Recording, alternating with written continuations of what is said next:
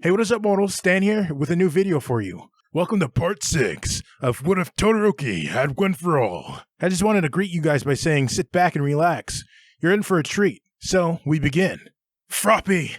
The quirk-canceling handcuffs in the air towards the said pro hero. On it, Shoto-chan! While the apprehended villain laid unconscious beneath the soles of their shoes, the said handcuffs were used against the villain. Today was a mission on the seas. The group they caught was just a small part of the whole organization that had risen after the fall of the League of Villains 2 years ago. Apparently they were using an old port to receive their illegally manufactured weapons and support items.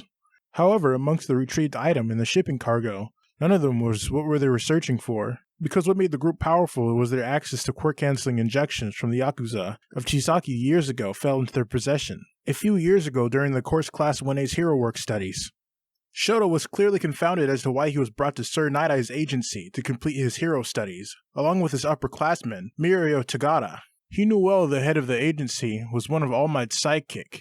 He deemed him as the brain, they say. But there was rather something unsaid and unfilled in the lines between being suggested to have his work studies here.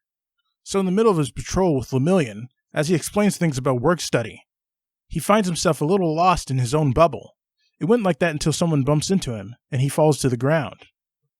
A child whose hair was off-white, with hints of blue, and generally unkempt, wearing a plain dress and lots of bandages in her arms, looked sacred enough, heavily concerned with the child's welfare, as she seemed fragile. Todoroki held her up. "Are you okay?" he asked, both curious and concerned about the child's trembling figure as he settled her in his hold. He received small hands that gripped on him tightly then, wobbly voice filled with desperation as she mumbled, "Don't go. I'm sorry for my daughter. She tends to run off whenever she plays." Todoroki Shoto found himself frozen at the sight of the man that he has been warned, before the patrol started, that they should be weary of this man, as Sir Night-Eye has an ongoing investigation with this villain they call Overhaul.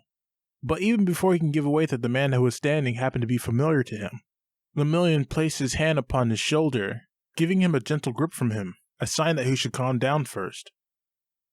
"Well, heroes, you have been doing a rather good job." "We aren't sure, sir. We're still students and just new with the work study and all that." He has to give it to the man, as he handled the situation well, calmly at that, and the conversation went on till the man extends his arm out once more towards the girl. "Eri, we have to go home." Eri, the young girl in his hold, just trembled once more, and her hands upon him tightening, too scared to even let go of him. "Don't go," she repeats once more, and he knew he had to do something.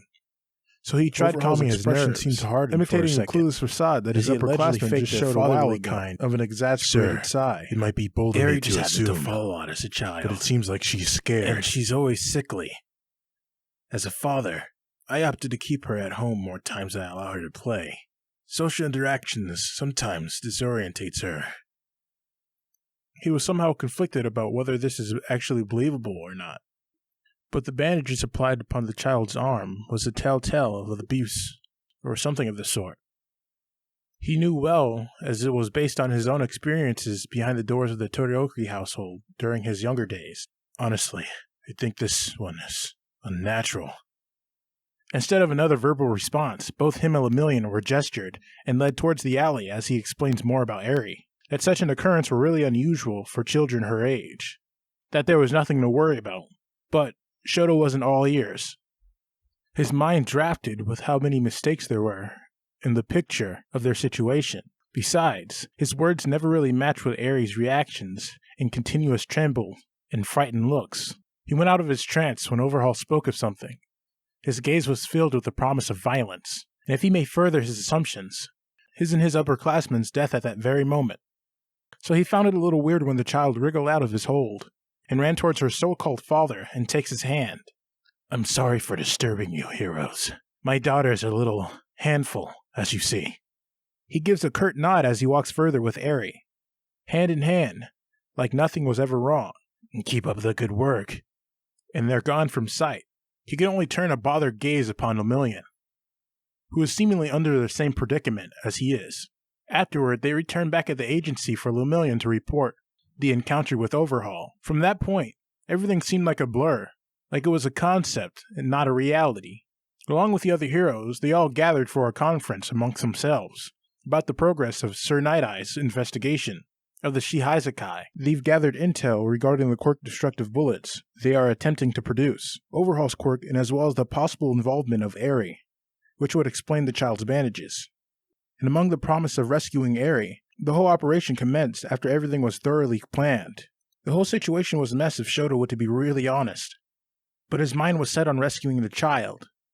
Half of the operation happened so fast, but Shoto would never forget Lemillion's heroism, as he retrieved Eri from Overhaul at the price of his own quirk. He went as far as not regarding the fact that he had injured himself, to maximize the use of One for All to defeat Shiseki. If it wasn't for Eri's quirk, he would probably be in pieces before he could even land a decent hit upon the villain. Everything seemed to end well as it was a success, but as he said, it came with a price. Lemillion's quirk and the one he doesn't and never wished to happen to Sir Night-Eye. Present time at Hosu General Hospital. The news regarding the recent success of the Symbol of Hope's mission by the sea echoed upon the white walls. But the sound was partnered with the steady beat of his heart, as shown by the machine. But regardless, Yagi Toshinori knew, aside from the medical staff, someone as powerful as life itself is about to knock upon his door. The inevitable result of a human who had aged upon the passing of time. The opposing twin of life, death. It's about time, sooner or later, he thought, but there was only acceptance laced upon his heart.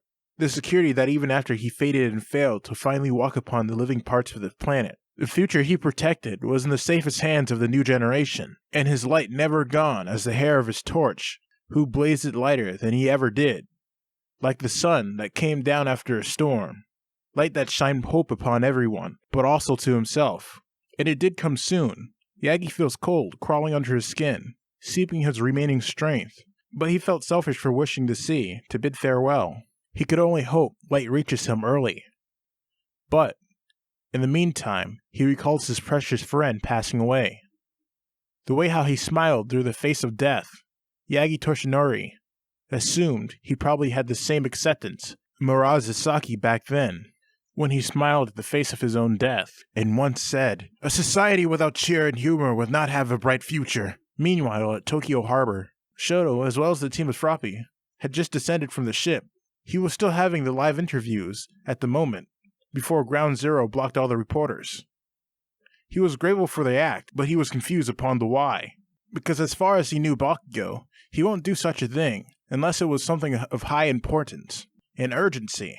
All he could feel was dread, as he allowed himself to be dragged away from the reporters. Bakugo, we'll have no fucking time to waste, half and half bastard. So it is indeed an emergency, he simply thought, still being successful in calming his nerves, despite the dread that attempts to take over him. He remained clueless about the whole situation, even if he was hastily pushed inside a taxi. Bakugo Katsuki refused to look him in the eyes, as he also seemed to be struggling with the control on whatever this whole situation was making him feel. Shoto only understood Hoso General Hospital from the Pro Hero, as he ordered the driver to drive fast as he can. As the understanding sinks upon him, colors drained from his features. He knew before the mission started that Yagi Toshinori, his mentor, who was brought to the hospital under another treatment for his lungs. Let me make it in time. Symbol of hope or not, he was just human, so he can only wish, if that there were deities, might they heard his calls to make it on time. As the hospital comes into view and halts at the front gate, he failed to feel his surroundings. Shoto made a beeline towards the receptionist, who recognized him immediately, as well as the purpose of his visiting, and who was the patient he was looking for. Room A401. Shoto didn't bat an eye, but gave a curt nod as he sprinted forward, hopelessly wishing to make it there. Thankfully, as he opened the door, the bed was surrounded by several doctors, sharing the same looks. I wasn't late. And he thanked the deities out there who had listened to his calls. Yagi Toshinori's overly fragile figure laid upon the pristine sheets of his bed. Long gone was a hero that carried dozens of people on his back, while the staff sees a hero who smiled as he greeted death that knocked upon his door.